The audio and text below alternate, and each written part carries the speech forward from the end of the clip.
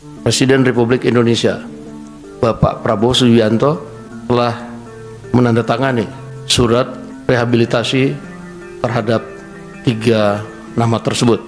Presiden Prabowo beri rehabilitasi ke ex-dirut ASDP Ira Puspadewi CS.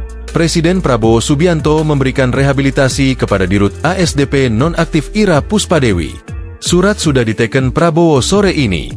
Perkara terhadap perkara nomor 68 Pitsus PPK 2025 PN Jakarta Pusat atas nama Ira Puspadewi, Muhammad Yusuf Hadi, Hari Muhammad Adi Caksono. Dari hasil komunikasi dengan pihak pemerintah,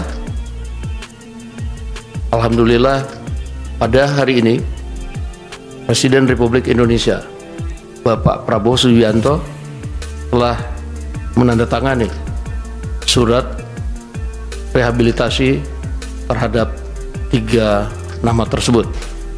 Kata Wakil Ketua DPR RI Sufmi Dasko Ahmad dalam konferensi pers di Istana, Selasa, 25 November 2025. Rehabilitasi diawali dari aspirasi masyarakat kepada DPR.